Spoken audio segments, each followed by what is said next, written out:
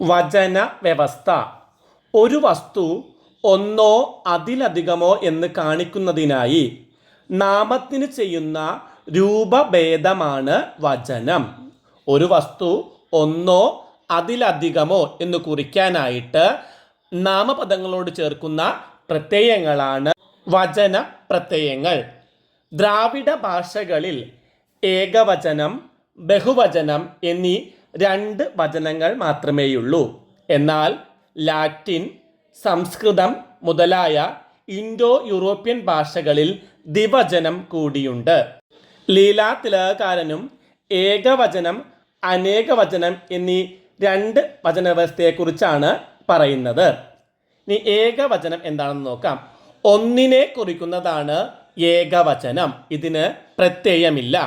ഉദാഹരണം മനുഷ്യൻ, മിടുക്കൻ. അടുത്തത് ബഹുവചനമാണ്. പലതിനെ കുറിക്കുന്നതാണ് ബഹുവചനം. ഇതിൻ്റെ പ്രത്യയം കൾ, മാർ, ആർ, അർ എന്നിവയാണ് ഇതിൻ്റെ പ്രത്യയങ്ങൾ. കൾ, മാർ, ആർ, അർ എന്നിവ. സ്ത്രീകൾ, മിടുക്കന്മാർ, തമ്പുരാർ, മനുഷ്യർ. ബഹുവചനത്തെ മൂന്നായി തിരിക്കാം. സലിംഗ ബഹുവചനം, അലിംഗ ബഹുവചനം, പൂജക ബഹുവചനം. സലിംഗ ബഹുവചനം എന്ന് പറഞ്ഞാൽ ലിംഗത്തോട് കൂടിയ ബഹുവചനമാണ്. സ്ത്രീകളുടെ മാത്രമോ പുരുഷന്മാരുടെ മാത്രമോ ബഹുത്വത്തെ കുറിക്കുന്നതാണ് സലിംഗ ബഹുവചനം. ഉദാഹരണം വിദ്വാൻമാർ, നടന്മാർ, സഹോദരന്മാർ എന്നിവരെല്ലാം. അലിംഗ ബഹുവചനം സ്ത്രീ പുരുഷർ ചേർന്നുള്ള ബഹുത്വത്തെ കുറിക്കുന്നതാണ് അലിംഗ ബഹുവചനം. ഉദാഹരണം സഹോദരർ, സഹോദരങ്ങൾ, വീട്ടുകാർ, ജനങ്ങൾ.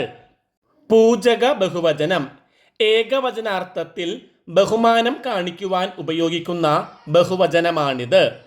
ഒരു വ്യക്തിക്ക് തന്നെ ബഹുമാനത്തിനു വേണ്ടി ചെയ്യുന്നത് പൂജക ബഹുവചനം. ഇതിൻ്റെ പ്രത്യയം അർ, കൾ എന്നിവയാണ്. സ്വാമികൾ, വൈദ്യർ.